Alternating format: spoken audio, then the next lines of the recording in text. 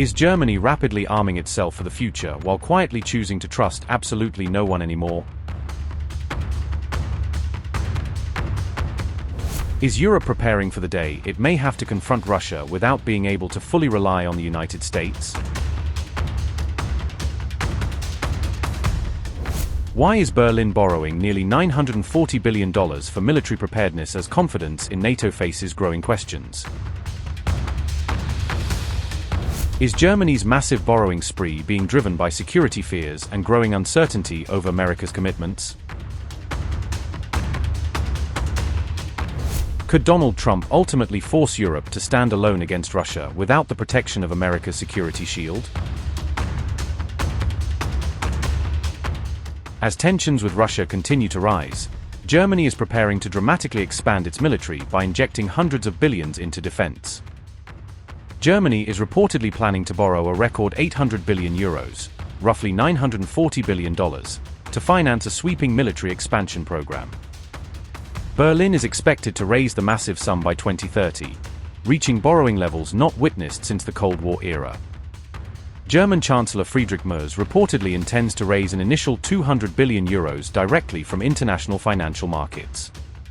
The planned overhaul in military spending represents a 12.5% increase over Germany's current borrowing levels, according to the Financial Times.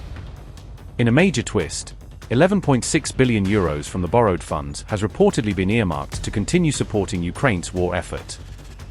The borrowing package will also finance upgrades to domestic infrastructure, including transport networks, hospitals, and critical energy grids. German officials have cited two major reasons behind the country's sudden decision to dramatically increase military borrowing.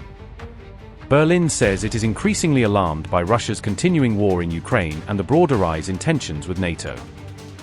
Germany is also reportedly concerned that US President Donald Trump could scale back Washington's long-standing security guarantees for Europe. On July 6, NATO Secretary-General Mark Rutte urged alliance members to present credible plans for achieving higher defense spending targets. Here in Ankara, I expect nations to present clear, concrete and credible plans to reach that 5% goal. And the evidence we see so far is impressive. I had a good visit last week with President Trump, and we discussed the staggering increase in defense spending by Europeans and Canadians. And of course, this is because of Putin and Russia and Ukraine, but also because President Trump, has been extremely forceful, encouraging us to do this. I think we are in really good shape. And massively, the Europeans are stepping up. Look at countries like Germany and so many others. And of course, if one or two still have to be convinced, we have ways to do that. With geopolitical tensions continuing to intensify, Russian President Vladimir Putin also relocated his multi-million-dollar yacht away from European waters. Russian President Vladimir Putin's $133 million superyacht has reportedly moved beyond the practical reach of Volodymyr Zelensky's forces. Putin's luxury vessel has reportedly departed European waters and sailed toward Russia's far northern coastline. Maritime intelligence data, reviewed by The Telegraph, revealed the latest movements of Putin's high-profile yacht. According to The Telegraph, the Graceful sailed from the Norwegian coast toward Russia's strategic port of Murmansk. Putin's superyacht is reportedly being escorted by 2 Russian warships while remaining protected by anti-drone defensive nets. A heavily armed Russian I-class destroyer and a 7,500-ton patrol vessel are reportedly accompanying the yacht throughout its voyage. NATO is reportedly maintaining close surveillance over the movements of the Russian presidential superyacht. German and Danish naval patrol ships reportedly shadowed the Russian vessels during their passage through the Baltic Sea, according to the report. Concern intensified after Putin's superyacht was reportedly detected sailing through Danish territorial waters. The reported transit marked the first confirmed sighting of the Graceful since the Ukraine war began, amid heightened Moscow-NATO tensions.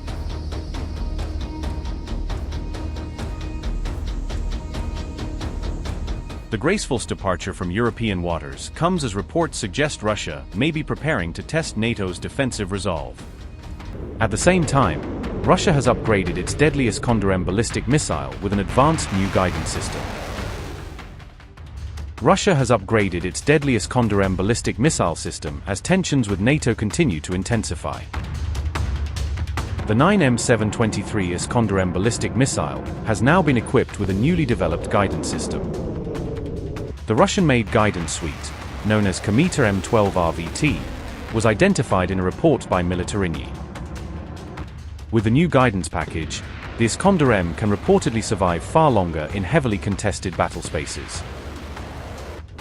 Iskander-M's new guidance system. Key features. System. Iskander-M 12RVT guidance suite. Major upgrade. 12-element digital antenna array. Navigation. Supports GLONASS satellite guidance. Flight phase. Navigation during initial and mid-course flight. Anti-jamming. Enhanced resistance to electronic warfare. Terminal guidance. Iskander-R 8 tail guidance module. Heat protection. High temperature resistant antenna arrays. Accuracy. Improved precision against target. Electronic warfare challenge. Reportedly requires 11+ jammers to disrupt. Technology expansion. Iskander modules also used in drones and guided bombs. In 2025, Russia also upgraded its Shahed-type drones with advanced antenna arrays, according to reports. Russia's guided bombs were also modified with Iskander antennas to better withstand electronic warfare. These missile and drone upgrades have forced Ukraine to expand electronic warfare operations and strike key Russian facilities. Meanwhile, a CSIS report estimated total casualties in the Russia-Ukraine war have now surpassed 2 million. Between 400,000 and 450,000 Russian troops have been killed since Moscow launched its full-scale invasion of Ukraine, said CSIS. Even as Germany ramps up defense spending, Ukrainian President Volodymyr Zelensky continues seeking additional military and financial assistance from allies. On July 6, President Zelensky made an urgent plea to the United States and European partners, calling on them to immediately bolster Ukraine's air defense capabilities to protect civilians and critical infrastructure from escalating strikes. In a massive overnight assault, Russian forces reportedly fired 68 missiles and launched 351 attack drones, a scale of bombardment that overwhelmed early warning systems and stretched Ukraine's defenses to the limit. The Ukrainian Air Force reported that its cruise and air defense systems managed to shoot down or otherwise suppress 37 of the incoming missiles and 326 drones, a remarkable defensive effort that nevertheless left gaps. The deadly barrage focused on Kyiv and surrounding districts overnight, striking residential neighborhoods, transport hubs, and vital services and plunging parts of the capital into chaos. Officials said at least 18 people were killed in the missile and drone barrage, with many more injured and emergency services racing to rescue survivors amid widespread destruction. Zelensky warned that leaving Patriot interceptors idle in storage only emboldens Russia to continue targeting civilians, arguing that visible and active defenses are the best deterrent against further massacres.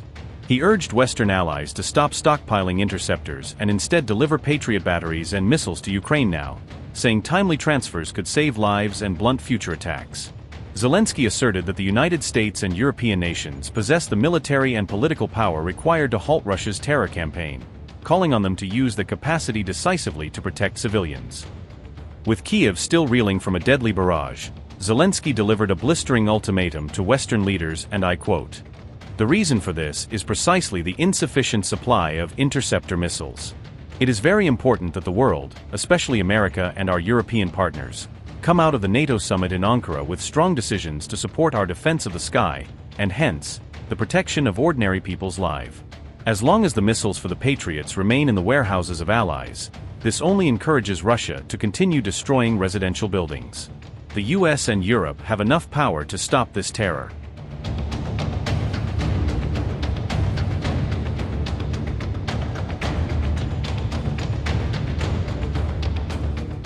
A residential building in Kiev's Podilsky district was partially destroyed between the 7th and 9th floors during the strike. Kiev's mayor said emergency crews rushed to the scene as residents remained trapped inside the damaged building. Falling debris also damaged apartment blocks, garages, warehouses, and several other buildings across the capital, according to reports. Thousands of residents sought shelter in metro stations as air raid sirens sounded across Kiev throughout the attack. Ukraine's Air Force warned that dozens of Russian missiles were approaching Kiev in successive waves overnight.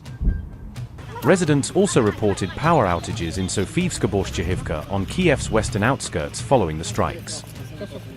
Poland scrambled fighter jets as air raid alerts spread across most of Ukraine, according to the Kiev Independent. Poland said the deployment was a precautionary measure to protect NATO airspace during the large-scale Russian attack.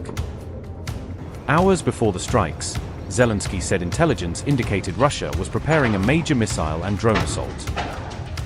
Zelensky added that Ukraine was coordinating with the United States, Germany, France, Sweden, and the Netherlands on strengthening air defenses. Шановні українці, українки, сьогодні ми продовжили нашу роботу, щоб у нас було ППО, це фактично кожного дня, абсолютно без перерви. Це дуже непросто, треба шукати ракети для ППО, додаткові системи, особливо проти балістики. За кілька днів ми вже контактували з нашими партнерами Нідерланди, Німеччина, Швеція, Франція та Америка. Я дав на цьому тижні ще окремі завдання МЗС України, Міністерства оборони, секретарю РНБО. Я очікую на результати. Зараз усім посадовцям треба займатися не абстрактними речами, а цілком конкретно ППО для України, фінанси для України, необхідні засоби та необхідні рішення для фронту, для стійкості нашої держави. Наступні тижні теж будуть важливими щодо цього. Ми готуємось до зустрічей та перемовин, до візитів в Україну партнерів, ракети для патріотів – це пріоритет. І, звісно, ми розуміємо, що політичної волі Сполучених Штатів Америки точно вистачило би, щоб дефіцит патріотів заповнити. Але поки що недостатньо такої підтримки. Будемо всіма каналами переконувати. Я дякую всім, хто нам допомагає.